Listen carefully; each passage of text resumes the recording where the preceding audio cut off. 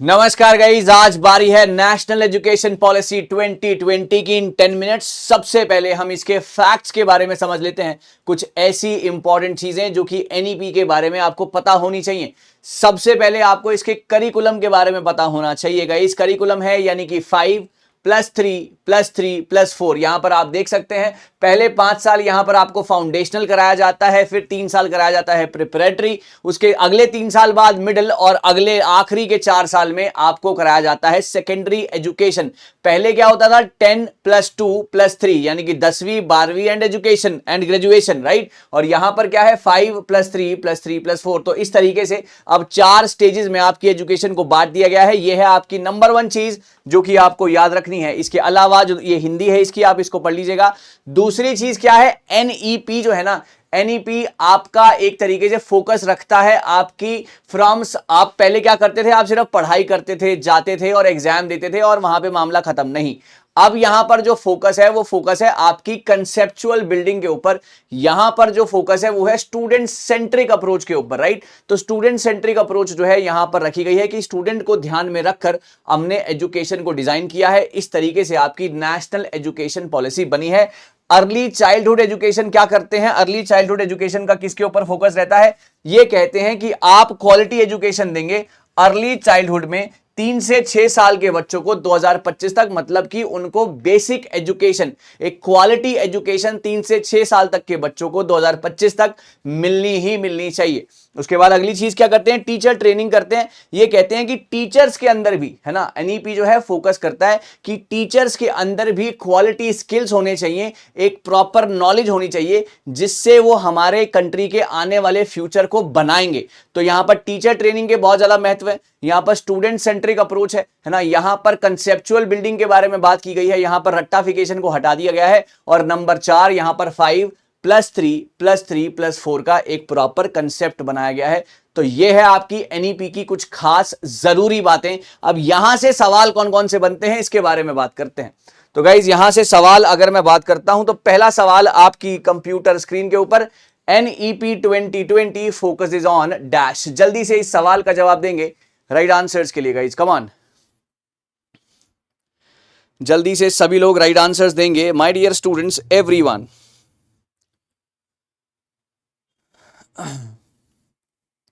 Okay जी हाँ, पहले क्या होता था गाइज, मैंने अभी अभी आपको बताया। पहले ये होता था कि आप एनईपी पे फोकस रखते थे।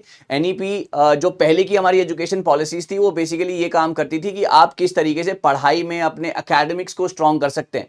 लेकिन जैसे ही एनईपी लॉन्च हुआ और इसके हमने सारे के सारे कैरेक्टरिस्टिक्स देखे तो यहाँ पर मेनली अप्रोच थी कि स्टूडेंट सेंट्रिक अप्रोच बनानी है। आपने 360 डिग्री एक स्टूडेंट को इवेल्युएट करना है, उसको बेहतर बनाना है, ना केवल एकेडमिक्स, ना केवल स्पोर्ट्स, ना केवल सिर्फ मोरालिटी, मतलब हर तरीके से उसका एक प्रॉपर एक इंप्रूव्ड वर्जन होना चाहिए। तो एनईपी फोकस किसके ऊपर करता है, 360 डिग्री होलिस्टिक प्रोग्रेस कार्ड, यानी कि आपको 360 डिग्री एक स्टूडेंट को बहुत ही बेहतरीन स्टूडेंट बनाने की कोशिश करनी है। That is the main approach. और हमेशा मैंने कहा कि this is what, this is student centric approach, है ना। स्टूडेंट सेंट्रिक अप्रोच के ऊपर ये बनाया गया, राइट। स्टूडेंट सेंट्रिक अप्रोच के ऊपर बनाया गया कि ओवरऑल डेवलपमेंट जो है इनकी और ज्यादा बेहतर होनी चाहिए। Answer was 4th part. ठीक है, चलिए आइए देखते हैं।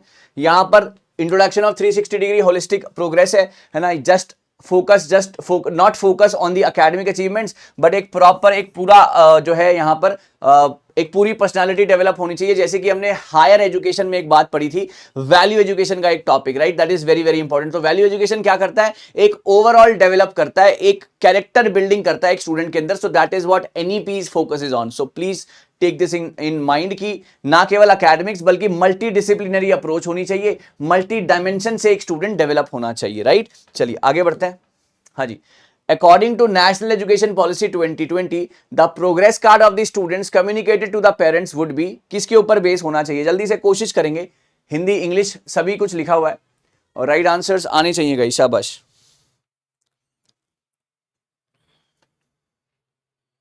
Okay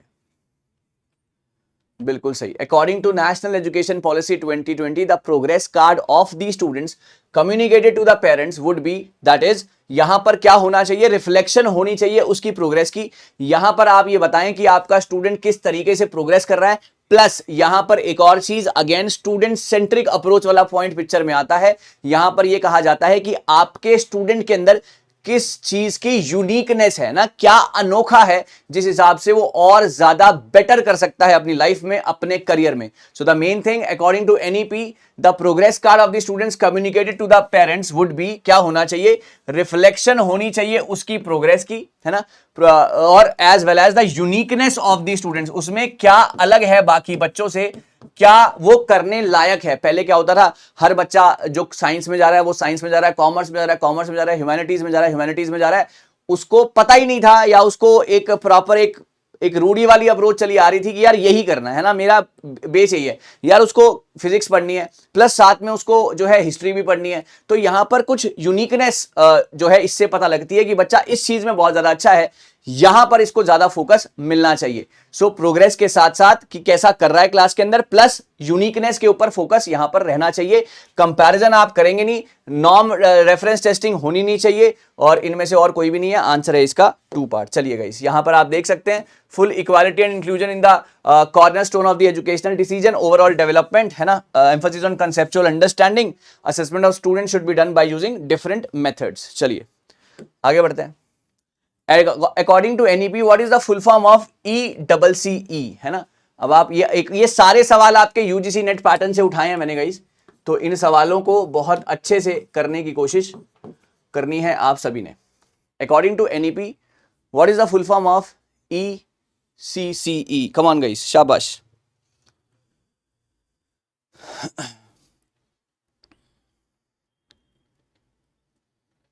okay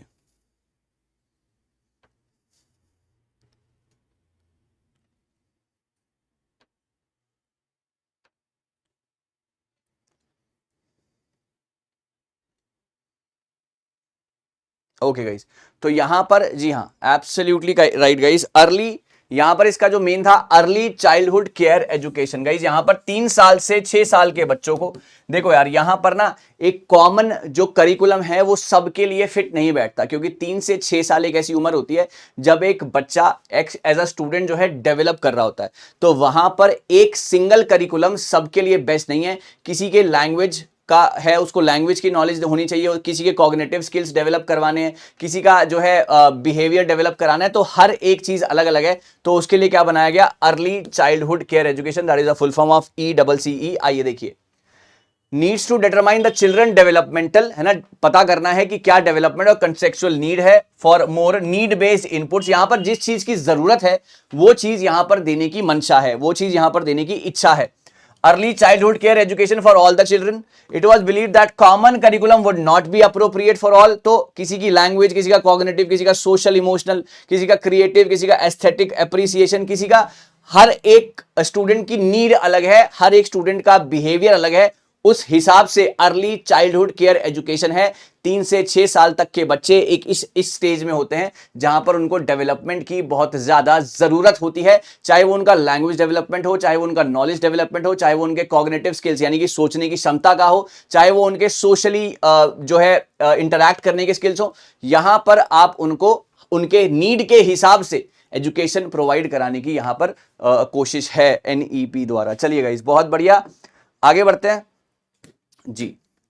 national education policy 2020 states that learning should be content oriented, text book centric, experiential या बिहेवियरिस्टिक। बताएंगे सर। ये सारे के सारे आपके एनईपी के बहुत खूबसूरत सवाल, and I want you people to just nail them.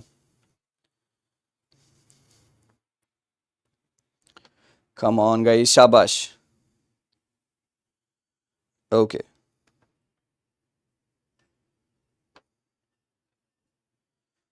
Okay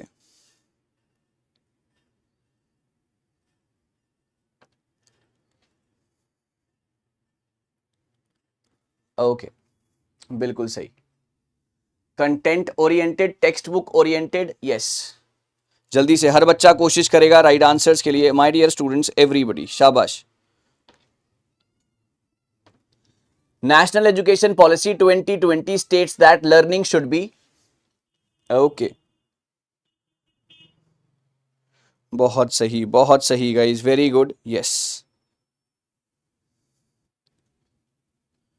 बिल्कुल सही, वेरी गुड गाइज, यस। यहां पर जो मेन मकसद है 2020 state that the learning should B experiential, absolutely right sir. यहां पर कंटेंट ओरिएंटेड की जरूरत नहीं है ना, यहां पर टेक्स्ट बुक सेंट्रिक की जरूरत नहीं है, यहां पर बिहेवियरिस्टिक की जरूरत नहीं है, यहां पर एक्सपीरियंशियल लर्निंग, यानी कि बच्चा क्या करेगा, अपने एक्सपीरियंसेस से, है ना, चीजों को सीखेगा, ज्यादा देखकर चीजों को सीखेगा, रादर की रट्टा मारकर, है ना, कंसेप्चुअल अंडरस्टैंडिंग अपने अंदर डेवलप करेगा, अपने कॉग्निटिव स्किल्स अपने अंदर डेवलप करे। अगेन एक्सपीरियंस कहां से आएगा, एक्सपीरियंशियल लर्निंग तब आएगी जब आपको एक स्टूडेंट सेंट्रिक अप्रोच दी जाएगी। दोबारा से मैं वो बात बोल रहा हूं कि यहां पर मेन फोकस ही था कि किस तरीके से आपको स्टूडेंट सेंट्रिक अप्रोच के ऊपर फोकस करना है और बच्चे के अंदर एक्सपीरियंशियल लर्निंग के थ्रू जो है चीजों को इनकलकेट करना है। चलिए, aims to bring the transformational reforms in schools and higher education, sweeping changes to the education policy of the country including renaming of the ministry, और यहां पर must develop not only the cognitive capabilities but also social, ethical and emotional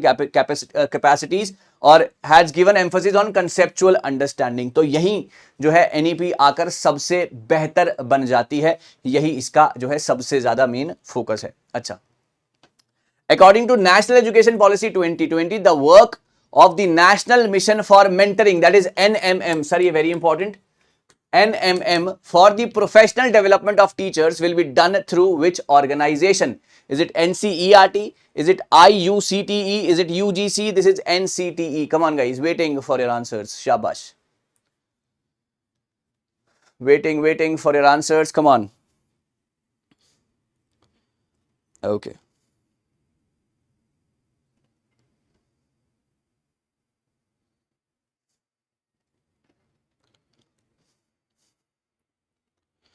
Okay guys, yes.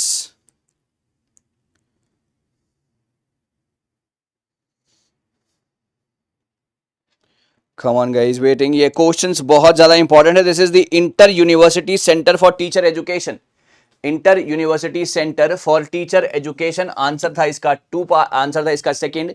National education policy 2020 work कर रही है National Mission for Mentoring, professional development होना चाहिए teachers का, will be done through which organisation. अगर देखो मैंने आपको बताया ना कि इनका मेन फोकस है कि किस तरीके से टीचर्स को भी डेवलप करना है उनकी नॉलेज के कंटेक्स्ट में, उनकी शार्पनेस के कंटेक्स्ट में। तो ये कौन करेगा, ये करेगा IUCTE। This is a very very important question guys.